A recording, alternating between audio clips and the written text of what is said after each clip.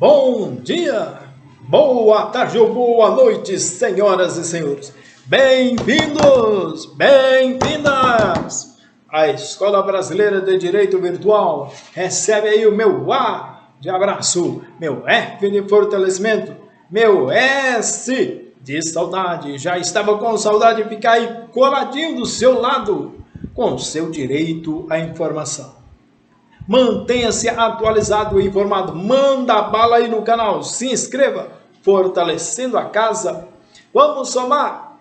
Volta aí de novo. Se inscreva no canal. Edificando a casa. Vamos a mamãe. Processo Civil Brasileiro. Vamos estudar.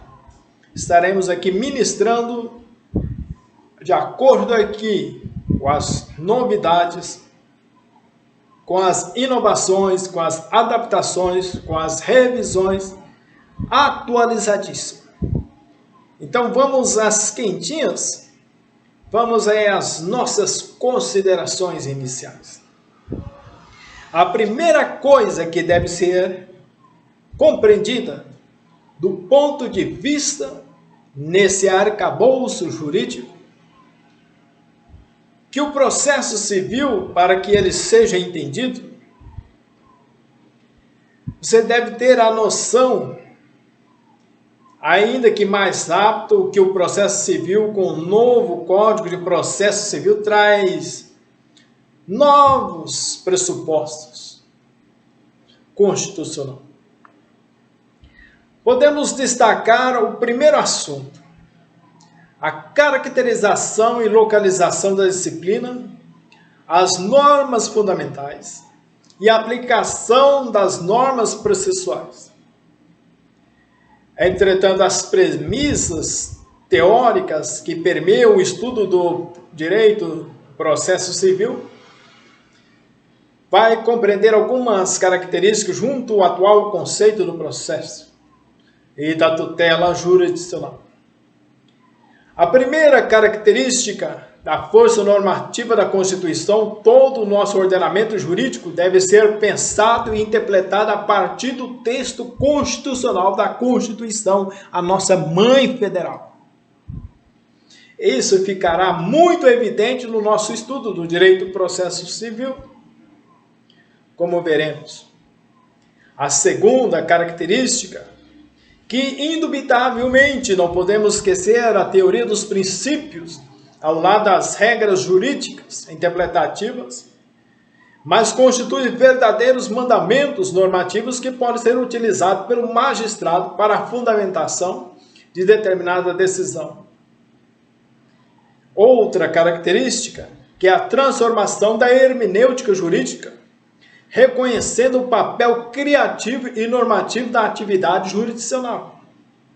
Essa característica se revela com a utilização de técnicas, de conceitos jurídicos indeterminados e cláusulas gerais, e também pela utilização de princípios como o da razoabilidade e da proporcionalidade. Também a expansão e consagração dos direitos fundamentais que exigem o respeito ao princípio da dignidade. O processo, podemos compreender algumas formas. A primeira concepção, que constitui o método de exercício da jurisdição, o processo judiciário como qual o processo legislativo, o administrativo, que constitui um método de criação de normas pelo exercício da jurisdição. O processo legislativo, ele vai criar o que? Norma jurídica. O processo administrativo produz normas gerais e individuais por meio da administração pública. E o processo judiciário cria normas jurídicas aplicáveis ao caso concreto por intermédio do exercício da jurisdição. A outra concepção confunde o processo com o procedimento. O processo é entendido simplesmente como um conjunto ordenado de atos que tem por finalidade atingir um fim, a decisão final. O processo não é nada mais do que a reunião desses diversos atos praticados no curso do processo. E, portanto, um ato complexo, porque o fruto da reunião de diversos atos procedimentais. Licença, outro aspecto interessante é que é dominante, entende-se que a concepção desse processo constitui um conjunto de relações jurídicas que estabelece entre os envolvidos, que temos o juiz, o advogado, as partes, os terceiros, os interessados, as testemunhas e os peritos. Entretanto, a partir dessa concepção, analisamos que esse conjunto de relações jurídicas processual são formados por atos. O direito processual tem por fim prover tutela e atribuir o que é de direito e quem é de direito. O que é de direito e quem é de direito. Temos aí uma relação, eu diria, circular para complementar aí tanto o direito material e o direito processual. Entretanto, a prestação jurisdicional satisfativa estuda-se especialmente o exercício da atividade fim do Poder Judiciário. Você sabe que os três poderes são o Executivo, o Legislativo e o Judiciário. Possui funções típicas e atípicas. A função típica do Poder Judiciário é prestar a tutela jurisdicional, resolver os conflitos que surgem ou potencialmente possa surgir na sociedade, prestando a tutela jurisdicional a quem de direito. Atipicamente, de modo atípico, o Poder Judiciário possui funções legislativas quando um tribunal edita, por exemplo, o seu regimento interno ou código de normas, ou funções administrativas, quando exerce gestão de órgão, como a administração dos servidores e controle de materiais internos dentro ali do âmbito de circulação de seus servidores. Além da atividade fim do Poder Judiciário, interessa o estudo do direito processual civil denominado meios alternativos e soluções de conflito. O novo Código de Processo Civil confere grande importância a esses meios, regrando a conciliação, a mediação, a arbitragem. A conciliação constitui um meio consensual de solução de conflitos que se pauta na intermediação de uma terceira pessoa que se coloca frente aos litigantes como um facilitador, podendo sugerir o que entende como o melhor desfecho do conflito.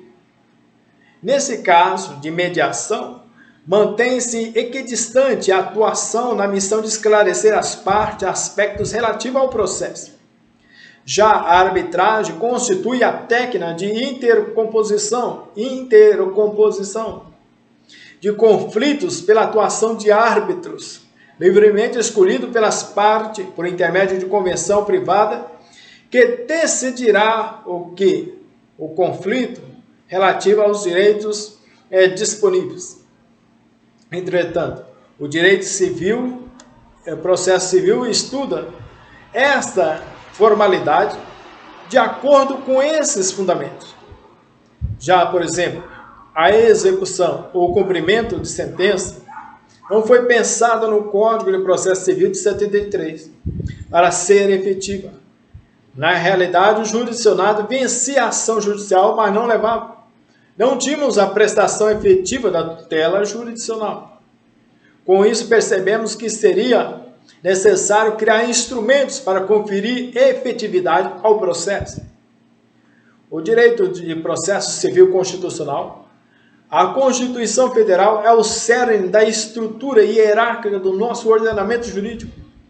Todas as demais normas que compõem ramos jurídicos específicos passam pelo filtro constitucional. É como se fosse um bebedor de água que tem o seu filtro ou seu purificador. O direito processual civil deve construir, estabelecer esses preceitos constitucionais. É o diálogo interdisciplinar com a Constituição. A Constituição comunica com o processo civil, com o direito civil, com o direito administrativo, o direito internacional, os direitos humanos, comunica com todos os demais códigos. é uma matéria interdisciplinar. Entretanto, a Constituição fixa um modelo processual, o qual é desenvolvido pelas leis processuais. Assim que contrariar a Constituição é inconstitucional.